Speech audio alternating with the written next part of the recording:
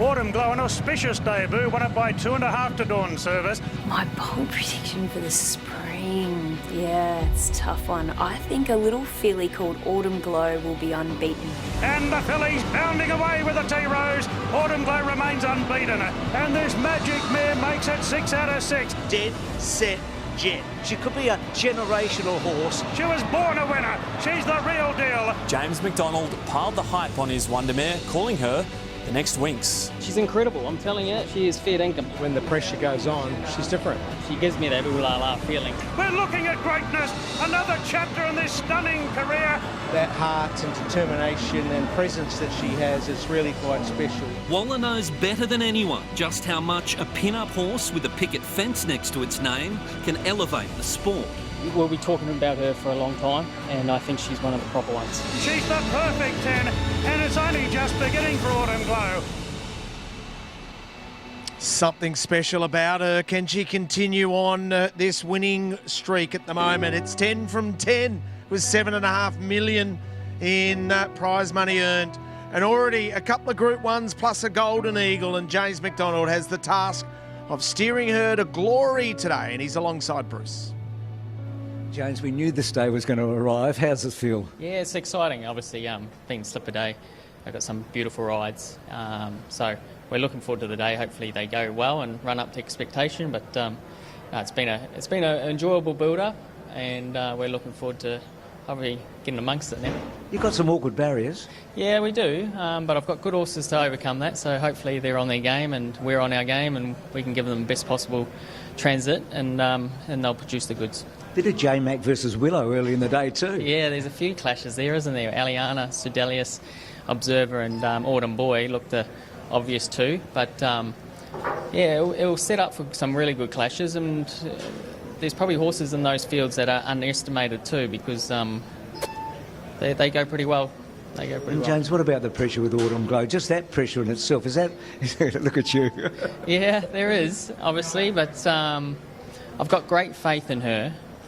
And I know what she's capable of, and yeah, she'll do the job. She's a wonderful racehorse, and obviously she's lightly raced, and she's got a big hurdle to jump today, being the toughest test to date. But I have no doubt that she can do it, and I hope she does it with flying colours. Can I shake your hand? It's a big day. Yeah, thank you. It is. Cheers, mate.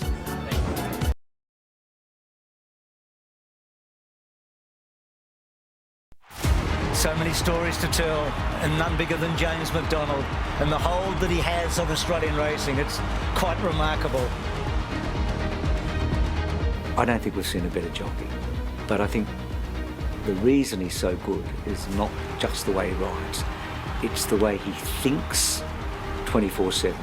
He's got an IQ in racing that's Einstein-like. Doesn't James McDonald make it look so easy? From the breeding, the form, he reads the sport superbly, and then on race day makes very few mistakes. Mr. Brightside coming at it with Romantic Warrior. It's a photo finish. I've never seen a jockey work so hard behind the scenes. He does not leave any stone unturned when it comes to the form of the races. He knows where every horse is going. He can see a good horse from a mile away. It doesn't matter whether they're running a provincial meeting, a city meeting. That's what makes him the best, because he knows exactly which horse he wants to be on. He just lives and breathes it. He's massive on goal setting, huge. He sets goals every season. He's always having to lose a little bit of weight, so he's always thinking about how he can get those 1%ers, and for someone looking on, I can see why he does have that success. We're looking at greatness, another chapter in this stunning career.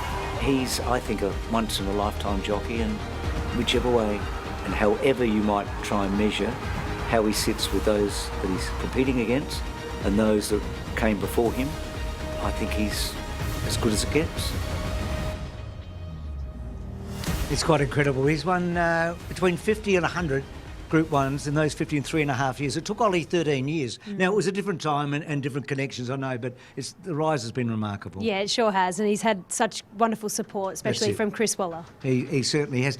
Speaking of Ollie, the GOAT, he's with Richo, two goats, Richo right now.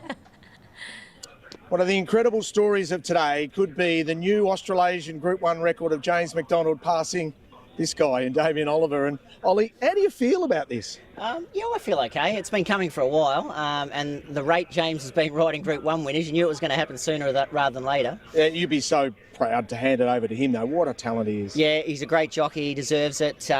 Mind you, I wouldn't mind have ridden some of the cattle he's been riding, but to do it at such a young age is a great effort. You hate all the fanfare, I know that, but this gives us an opportunity to reflect on you and your career at this time of the year now.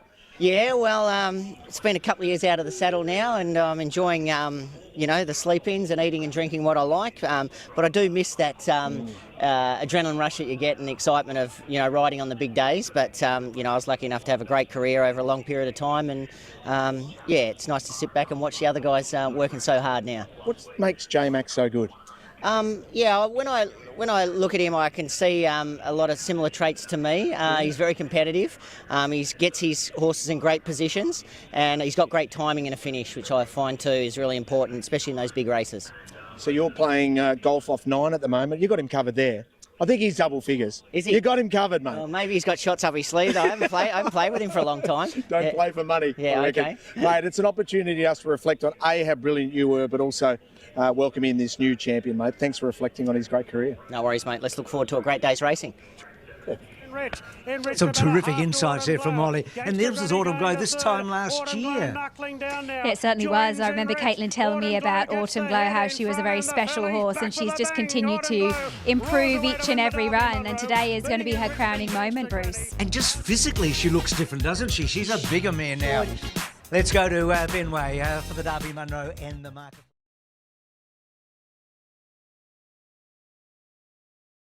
Yeah, they sure have. He loves riding at the headquarters down there at Flemington, but Rosehill is a clear favourite of his, as well as Randwick. He loves it here in Sydney. And Shartin, of course, with all the success that he's had up there.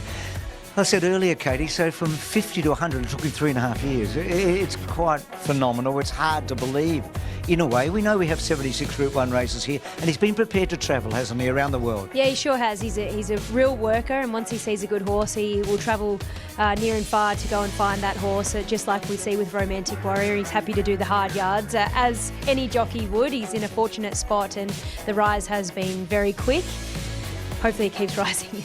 So Tommy Smith and George Moore together have had the record for such a long time. It took them 25 years to get those 54 together. In fact, it was 80 years basically today that they won their first Group 1 together, Tommy Smith and George Moore. So again, Chris is coming along for the ride, and that's, I think, so appropriate today, don't you? Yeah, definitely. He couldn't do it without Chris Waller, and the rise of Chris Waller has been so fast as well. So, yeah, two legends in their own right. And Chris Waller and Gai Waterhouse have had an enormous battle for supremacy in New South Wales over the last decade or so, and it's fitting in a way that they clash here in such a big way in the Randvet Stakes. Yeah, they sure do, with Aliana and, of course, Sir Dalius, and they've both had the run under their belt, and they're primed for today, so I can't wait to see them in this small field. And on this day, Katie, you have a look at some of these numbers, and look at obviously Gai with the golden slipper, and you look at Chris with the George Ryder with Winks and all of that, so it's pretty even when you do the add up. Yeah, it sure is. Well, it's hard to beat Gai Waterhouse and Adrian Bott, isn't it?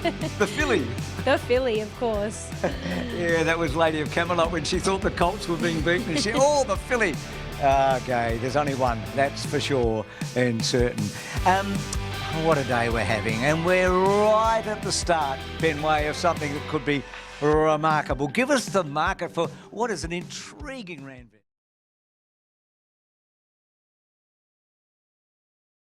And his quest to join and now pass Damien Oliver, because he has joined Ollie on 129 Group 1 wins following his 5th success today in the Randvet Stakes. He's won the last 3 Randvets in 5 in total of the 129. So history beckoning there for, and of course with Chris and also James drawing level with Tommy Smith and also George Moore.